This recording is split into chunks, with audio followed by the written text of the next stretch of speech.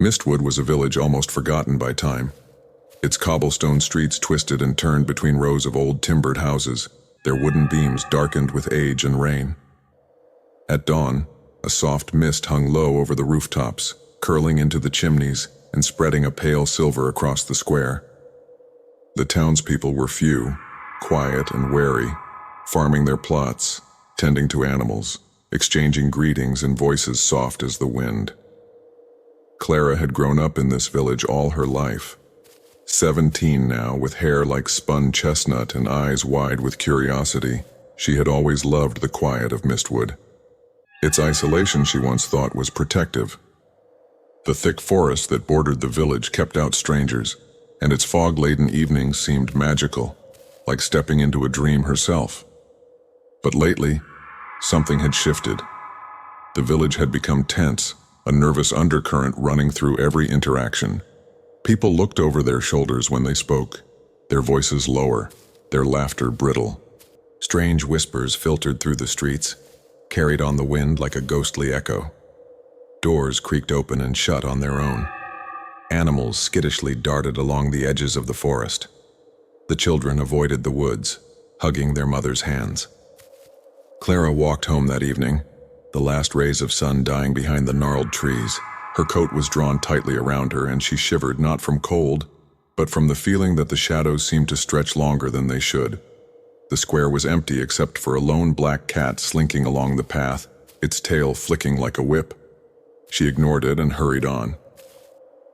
Her bedroom was a small room on the upper floor of her family's modest home, with a single window overlooking the village square.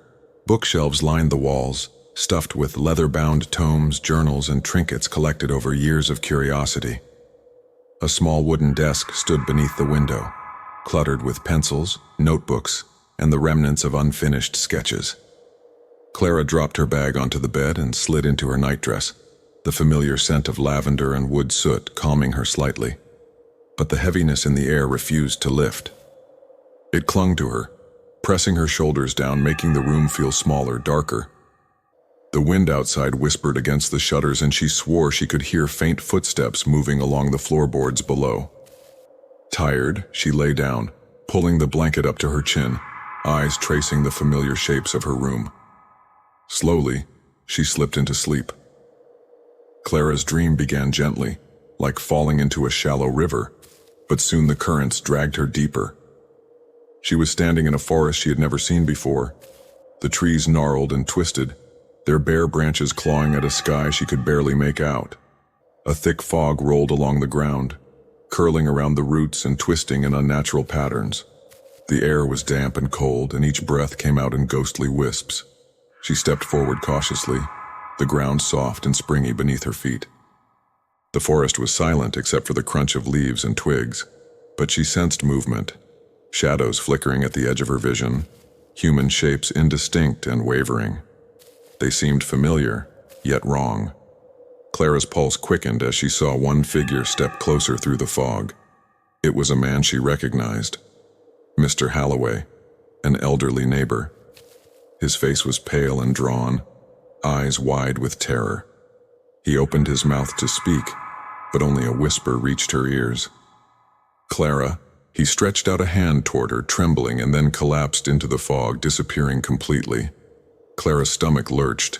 She wanted to run, to call out, but her legs refused to move. It was as if the forest itself held her captive. The fog thickened, pressing against her chest. Shadows moved in circular patterns, and she saw more faces emerging. Townspeople she knew, Mrs. Langley, the baker's son, even her best friend Sophie. Their expressions were blank, pale, fearful. They drifted like spirits, calling her silently, urging her forward. Clara tried to scream. Her throat tightened, no sound escaping. The forest seemed alive, the trees stretching taller, twisting, branches brushing against her skin, pulling her into their gnarled embrace. A chill crawled along her spine as she realized the faces were not just in her dream. They were real people she knew. She stumbled backward, tripping over roots and moss. The mist swirled around her, forming shapes. Tall, looming, humanoid, reaching with hands she could not see clearly. Each movement was deliberate, measured, as though the forest itself wanted to claim her. Suddenly, a cold wind tore through the trees, carrying a whisper she could not ignore. Next. Next. Next.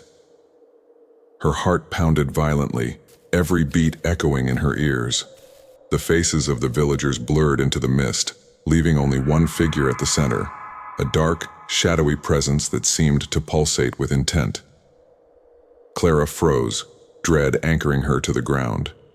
She felt herself being watched, not by the shadows she could see, but by something beyond, something waiting for her to make a mistake.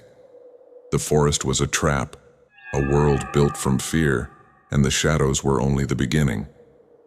Clara awoke with a strangled gasp. Her room was bathed in the gray light of pre-dawn.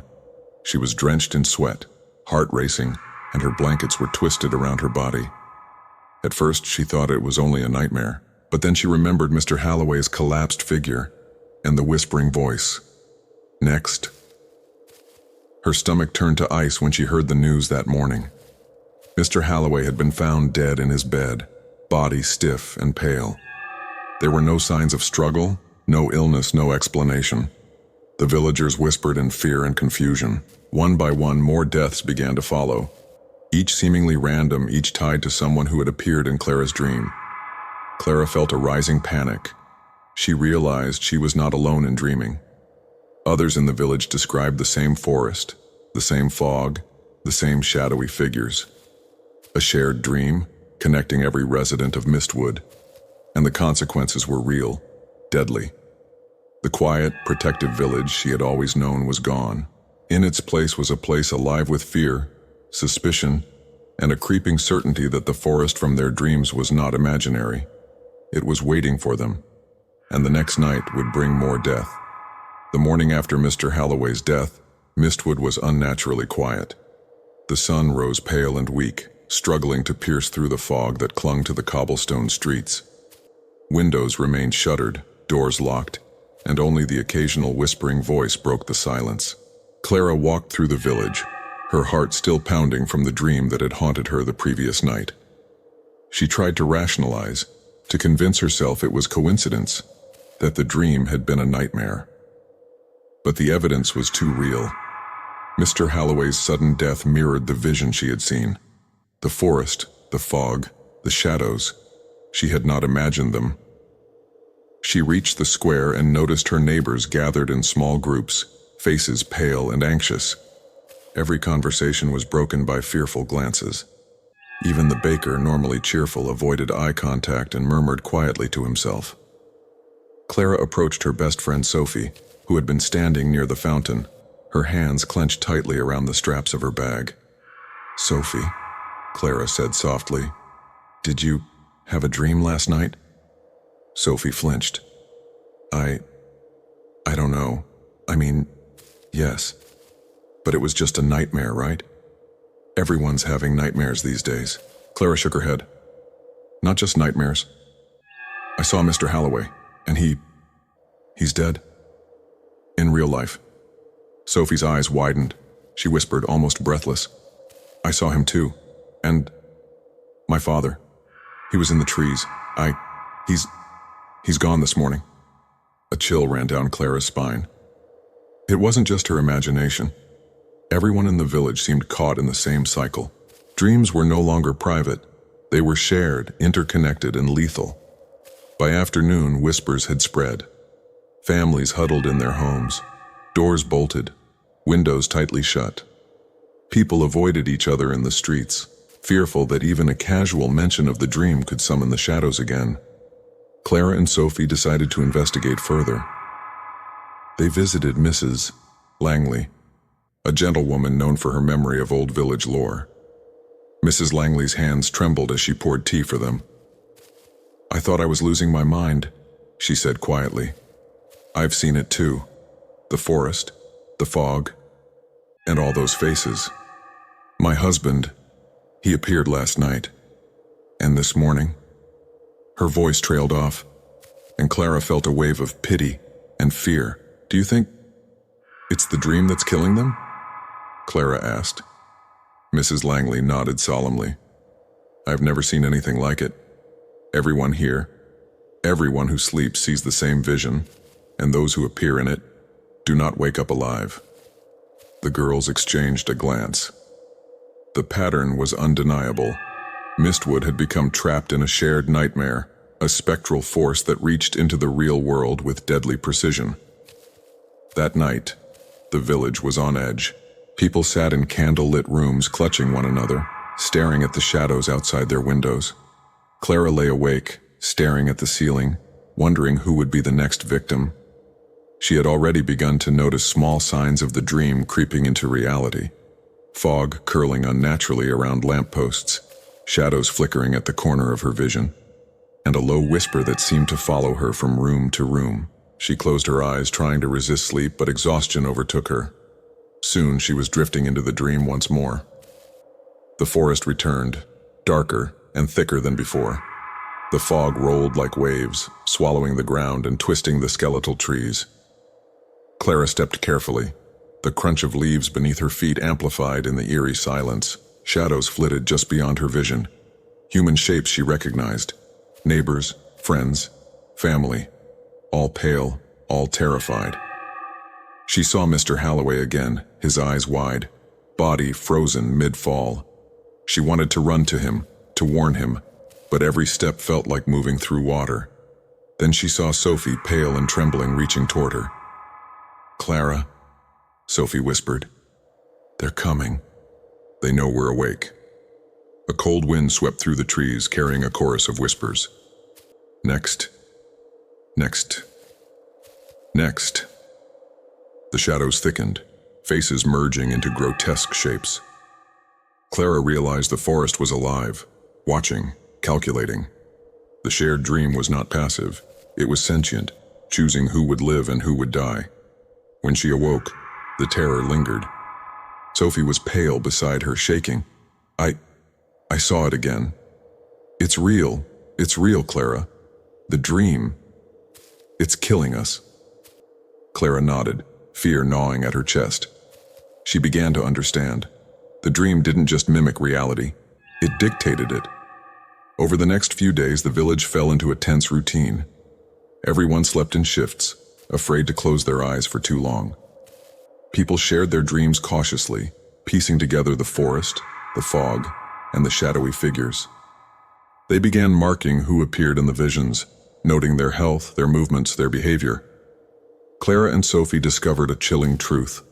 The dreams followed a pattern. Those who appeared were slowly drained of vitality, becoming pale, listless, and increasingly susceptible to accidents, illness, or sudden death.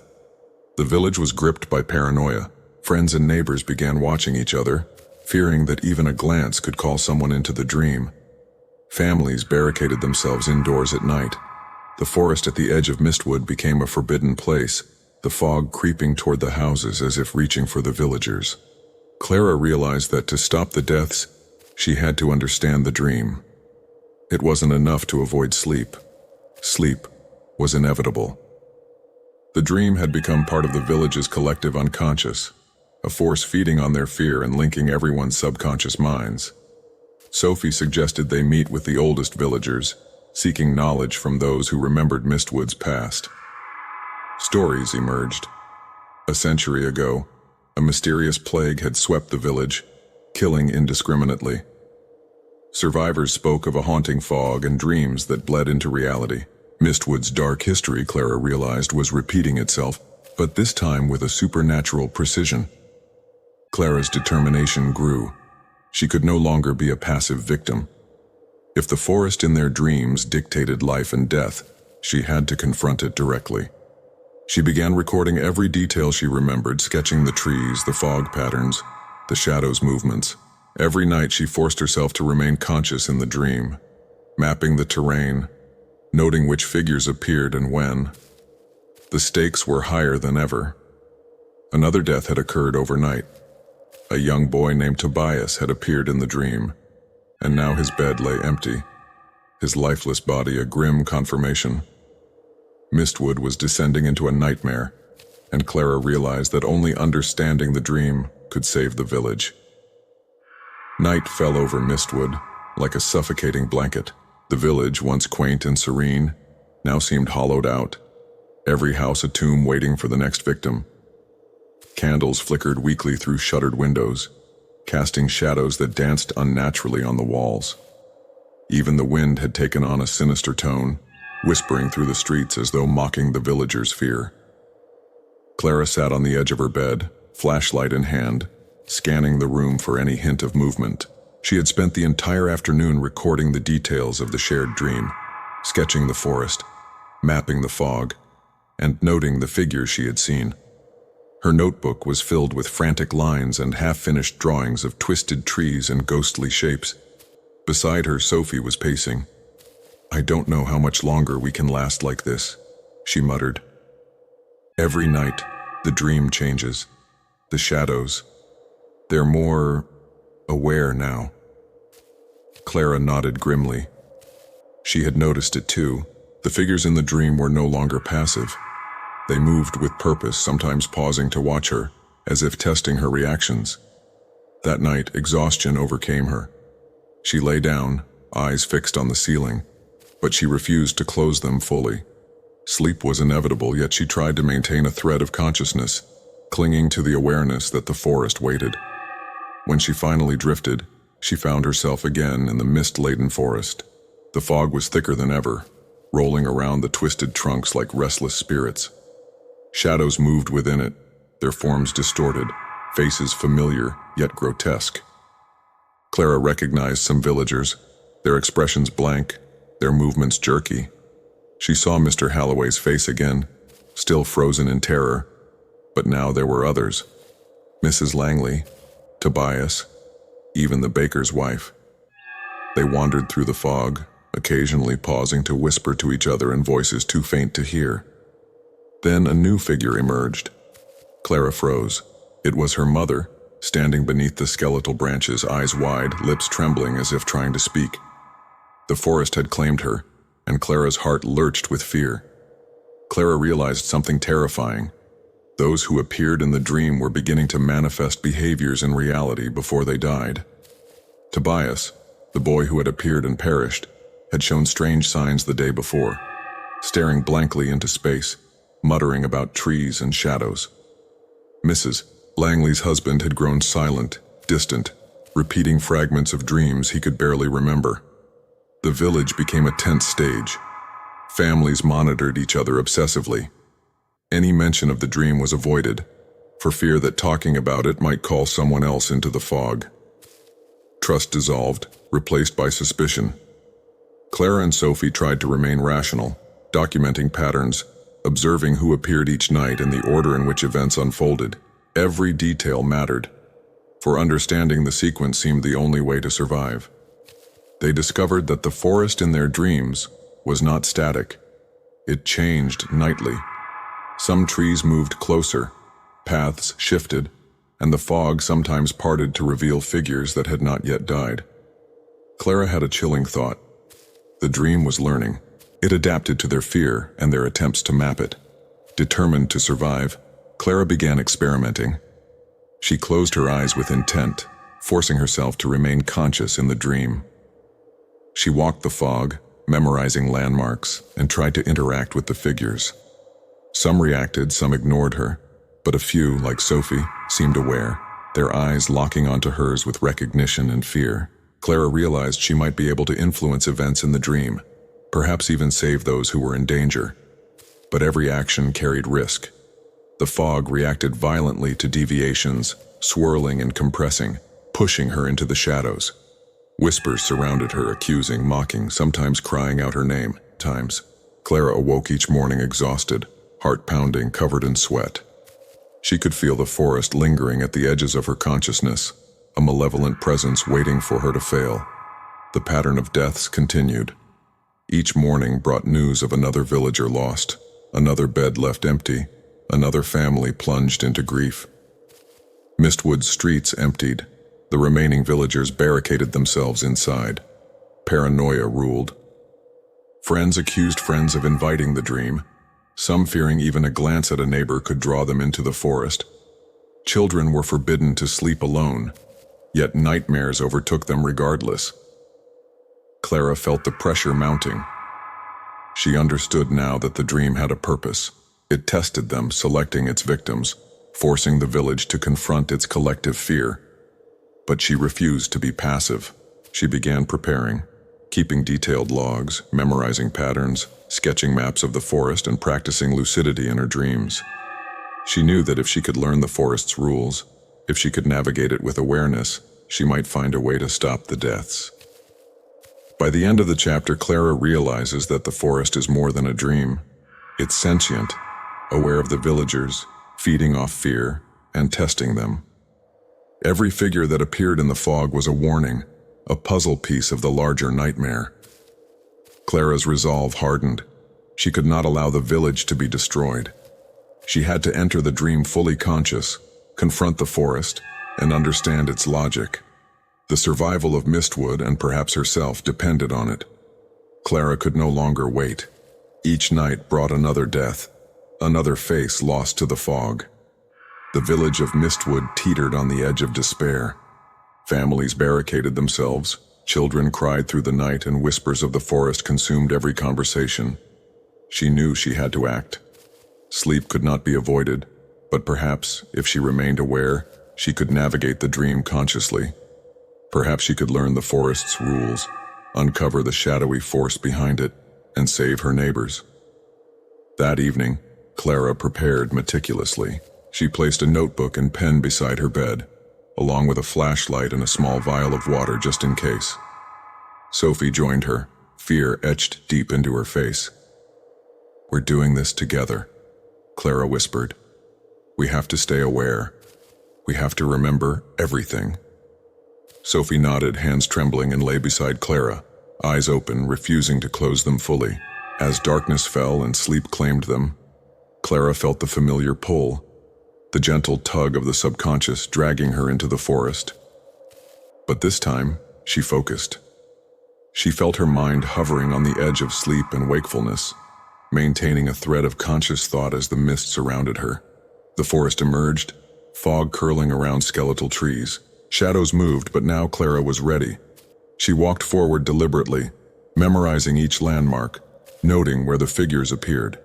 She saw Tobias wandering, lost, and gently guided him toward a faint light between the trees, testing her ability to influence the dream.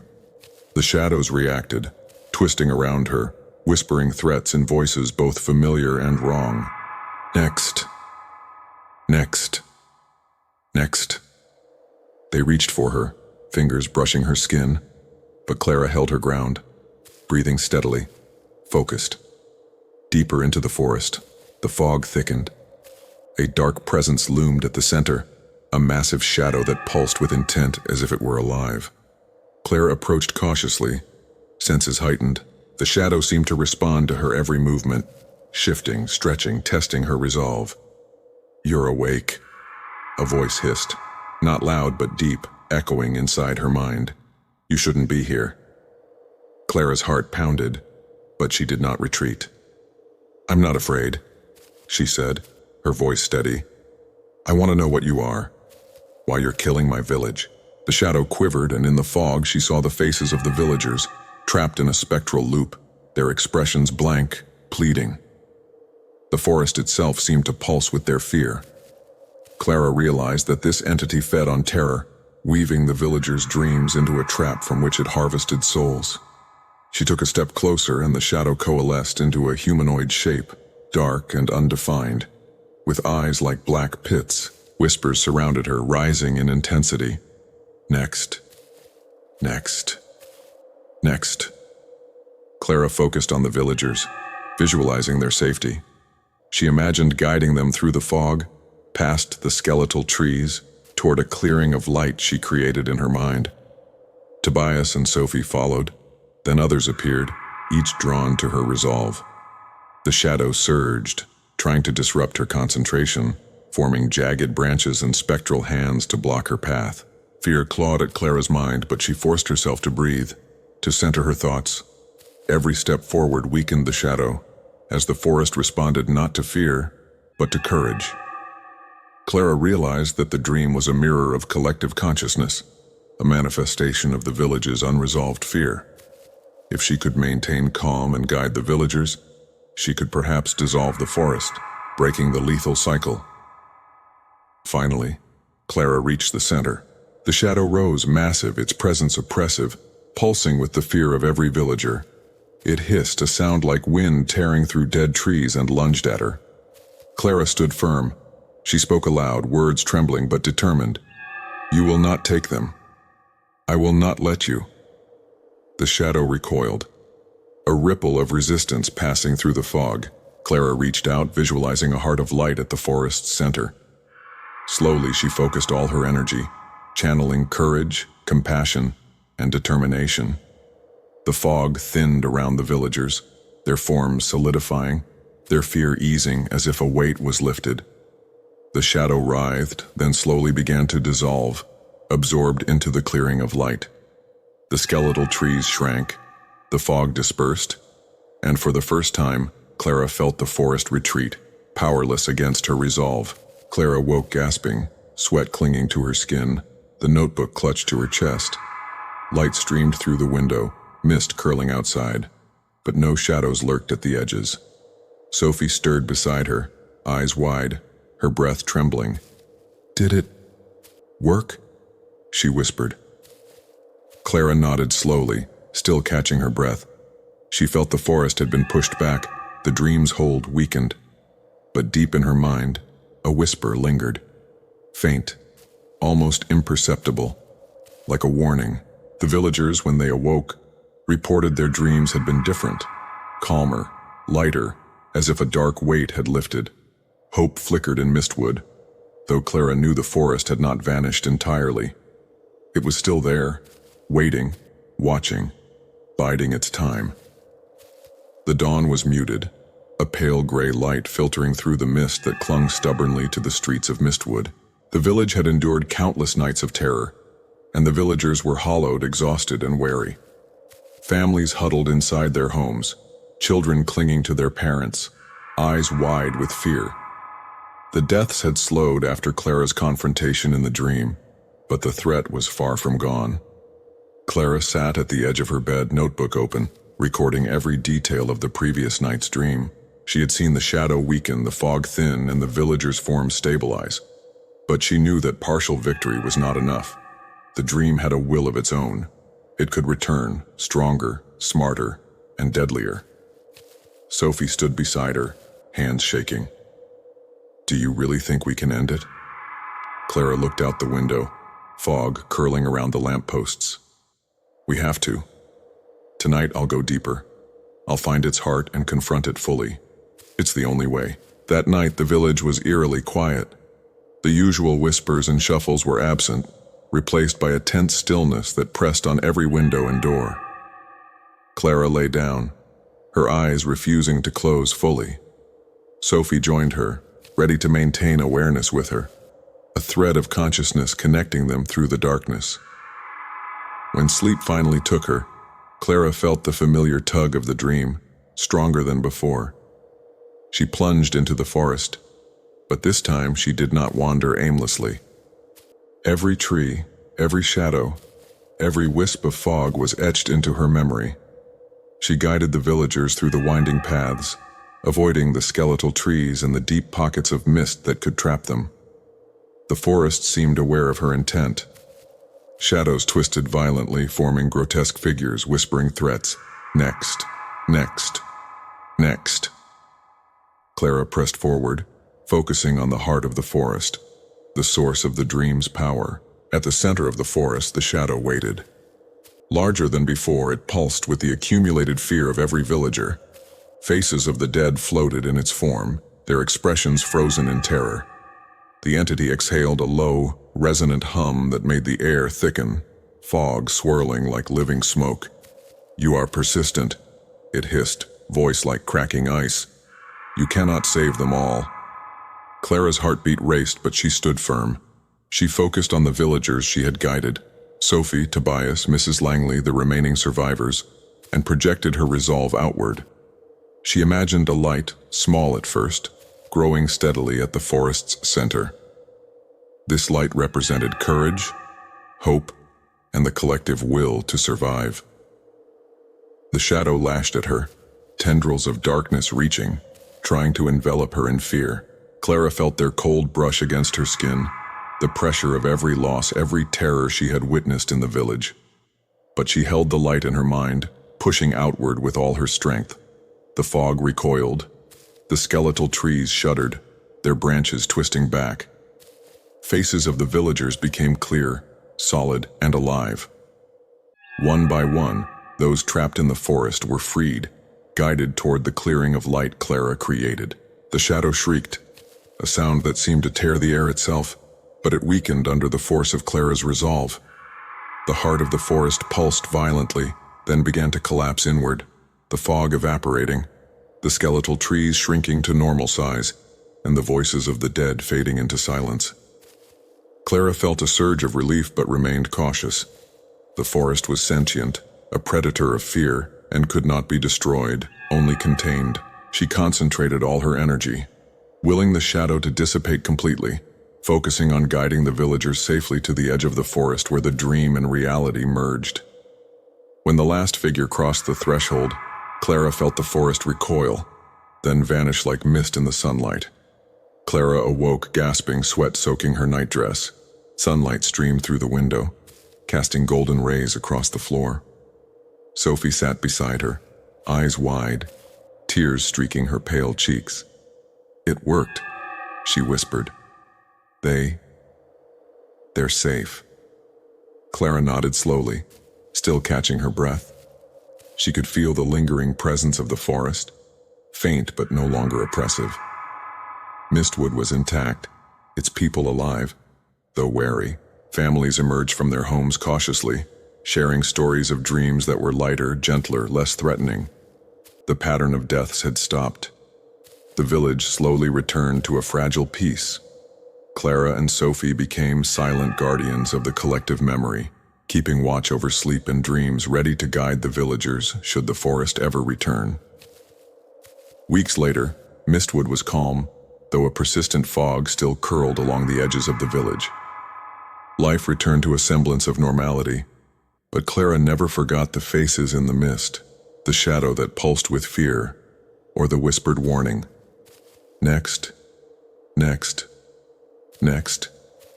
Clara often stood by the window at night, watching the fog drift through the lampposts, wondering if the forest was merely resting, waiting for another chance to test the village. She knew the dream had not vanished completely. It had only been contained, and sometimes when sleep crept over her, she swore she could hear faint whispers calling her name, a reminder that the line between dream and reality had been crossed, and that vigilance was the only thing that kept Mistwood alive.